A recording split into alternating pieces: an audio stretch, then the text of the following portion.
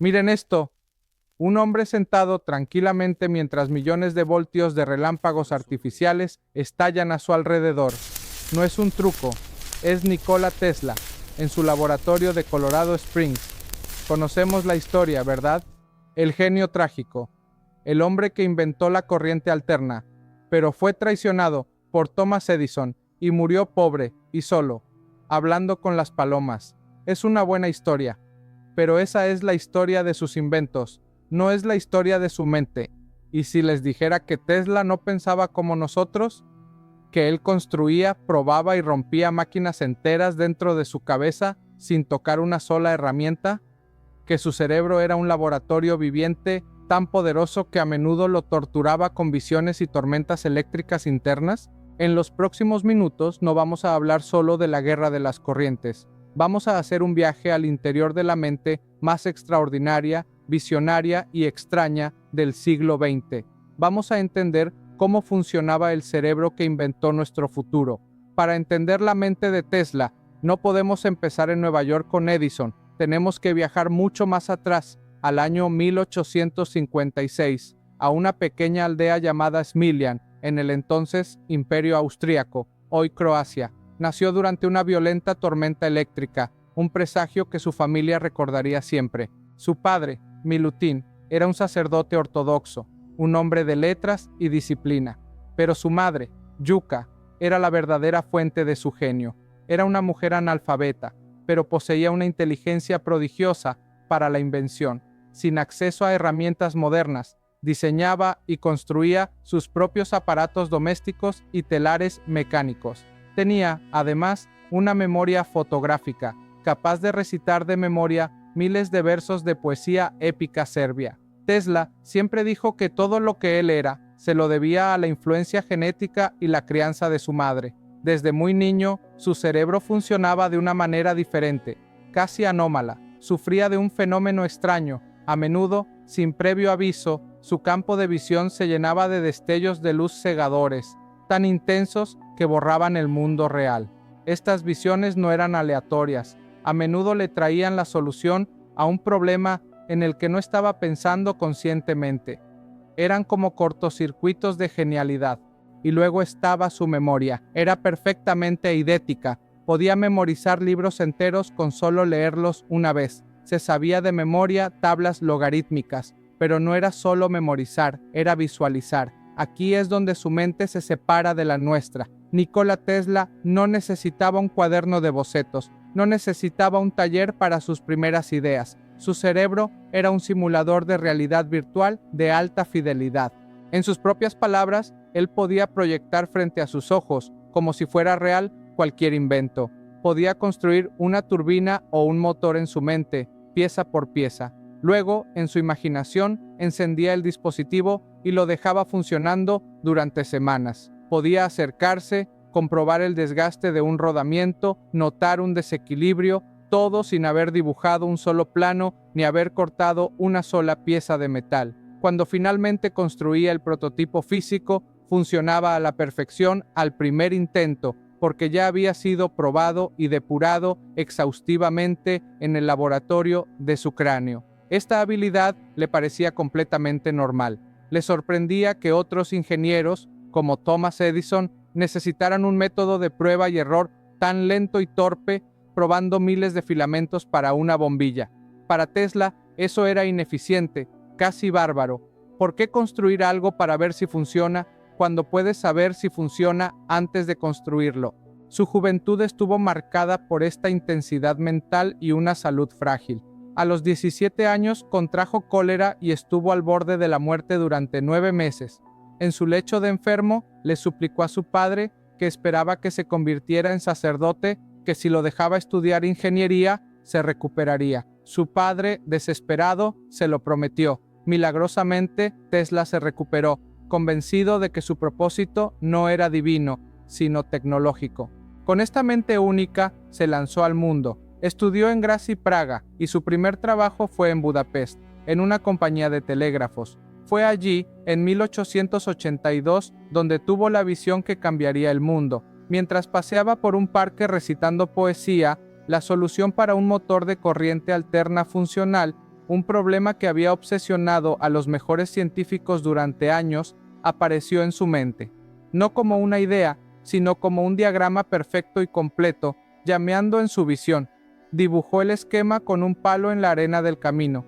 El motor que impulsaría la segunda revolución industrial había nacido, completamente formado en un instante.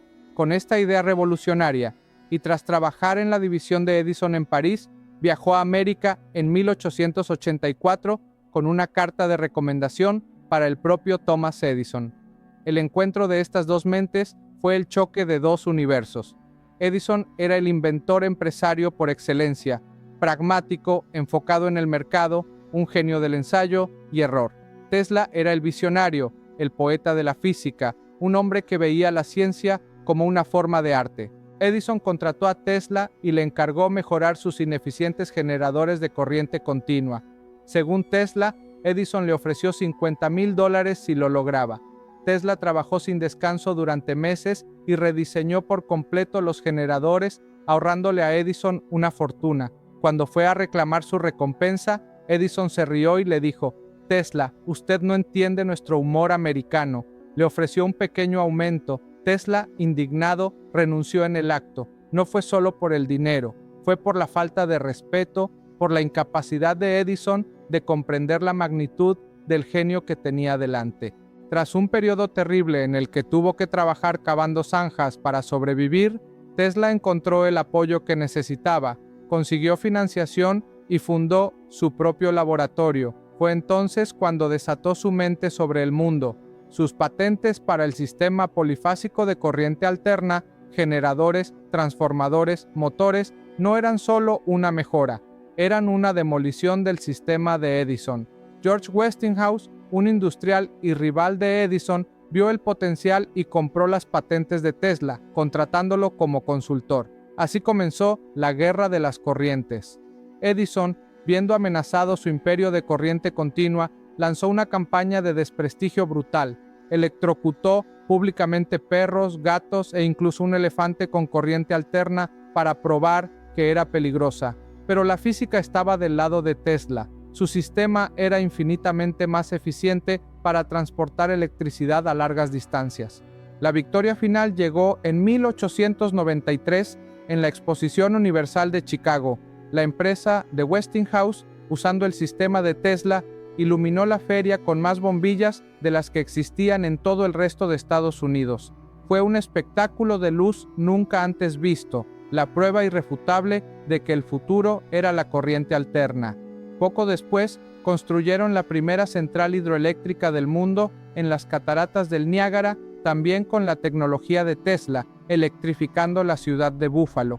El mundo moderno, como lo conocemos, había nacido de las visiones de su mente. Pero para Tesla esto era solo el principio. Su mente no se detenía en encender ciudades. Veía el universo como un sistema unificado de energía y vibraciones. Se convenció de que la propia Tierra podía ser usada como un conductor gigante para transmitir energía y comunicación de forma inalámbrica a cualquier punto del planeta. Para probarlo, se trasladó a Colorado Springs en 1899. Allí construyó un laboratorio experimental y desató tormentas eléctricas artificiales con rayos de más de 40 metros. No era un espectáculo para impresionar, eran experimentos para estudiar la resonancia eléctrica de la Tierra. Y fue allí donde, una noche, mientras monitoreaba las perturbaciones atmosféricas, su receptor comenzó a registrar una serie de extraños pitidos rítmicos. Tras descartar cualquier origen terrestre, Tesla se convenció de lo impensable. Había interceptado una señal de otro planeta, probablemente de Marte. Se convirtió en la primera persona en la historia en afirmar que había detectado una comunicación extraterrestre. Con esta supuesta prueba, consiguió la financiación del banquero más poderoso del mundo, J.P. Morgan, para su proyecto más ambicioso y utópico, la Torre Wardenclyffe en Long Island, Nueva York. No era una simple antena de radio, era el prototipo de un sistema mundial inalámbrico.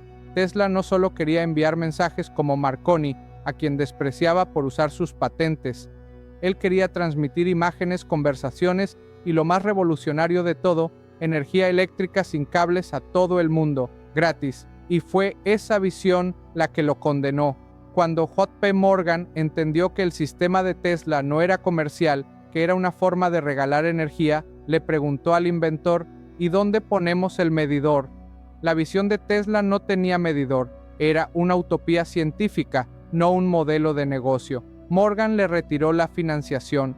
El proyecto Wardenclyffe, el sueño de un mundo conectado y con energía libre, fue abandonado y finalmente demolido. Fue el mayor fracaso de su vida. A partir de aquí, la mente de Tesla, rechazada por el mundo comercial, se liberó de toda atadura. Si el mundo no quería sus inventos prácticos, entonces él les daría sus visiones más puras y aterradoras. Su laboratorio dejó de ser un lugar de invención y se convirtió en un lugar de profecía. Fue entonces cuando comenzó a hablar de la telefuerza, un concepto que la prensa sensacionalista bautizó como el rayo de la muerte. No lo concibió como un arma de agresión, sino como el arma definitiva para acabar con todas las guerras. Sería, según sus descripciones, un acelerador de partículas capaz de proyectar un haz de energía tan concentrado y potente que podría derribar una flota de 10.000 aviones a 250 millas de distancia. Su visión era crear una gran muralla china energética alrededor de cada país, haciendo imposible cualquier invasión. La guerra se volvería tan mutuamente destructiva que simplemente dejaría de ser una opción. Intentó vender la idea a varios gobiernos, incluyendo el de Estados Unidos y Gran Bretaña, pero lo tomaron por un visionario excéntrico o un loco peligroso. Pero sus visiones iban más allá de la guerra. Empezó a delinear el futuro de la humanidad con una precisión escalofriante. Habló de la creación de autómatas o robots que harían todo el trabajo pesado, liberando a la humanidad para dedicarse a actividades más creativas. Predijo que las mujeres se convertirían en la fuerza dominante en el futuro, superando a los hombres intelectualmente y tomando el control de la sociedad, un concepto radical para principios del siglo XX. También se adentró en territorios más oscuros. Influenciado por las ideas de la época, desarrolló una filosofía cercana a la eugenesia.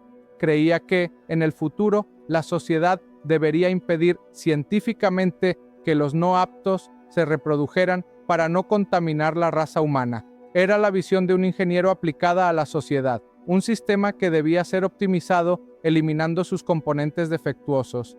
Y luego estaban sus visiones cósmicas. Siguió insistiendo hasta el final de su vida en que la comunicación con otros mundos era posible y necesaria. Su mente, que había conquistado la Tierra con la corriente alterna, ahora buscaba extenderse al universo. Las mismas peculiaridades que habían sido parte de su genialidad se convirtieron en excentricidades debilitantes. Su necesidad de orden y precisión se transformó en un trastorno obsesivo-compulsivo. Tenía fobia a los gérmenes, necesitaba usar 18 servilletas en cada comida, calculaba el volumen cúbico de sus alimentos y todo lo que hacía debía ser divisible por 3. Vivió sus últimas décadas en hoteles de Nueva York, cada vez más aislado del mundo, pero no de sus ideas. En esa época, predijo con una claridad asombrosa el mundo en el que vivimos hoy. Describió un dispositivo de bolsillo que permitiría a su usuario recibir mensajes, imágenes y voz en cualquier parte del mundo, el smartphone. Diseñó aviones de despegue vertical. Su mente seguía viviendo 50 o 100 años en el futuro. Su único consuelo eran las palomas de Nueva York, a las que alimentaba a diario. Desarrolló un afecto particular por una paloma blanca, a la que amó, según sus palabras, como un hombre ama a una mujer. Cuando esa paloma murió, Tesla dijo que una luz más brillante que ninguna que hubiera producido en sus laboratorios salió de sus ojos, y supo que el trabajo de su vida había terminado. Murió en 1943 solo en la habitación de un hotel, con facturas sin pagar. El gobierno de Estados Unidos incautó inmediatamente todos sus documentos y notas de investigación, clasificándolos como top secret. La historia de Tesla no es solo la de un genio incomprendido por los hombres de negocios, es la historia de una conciencia que operaba en una frecuencia diferente a la del resto de la humanidad.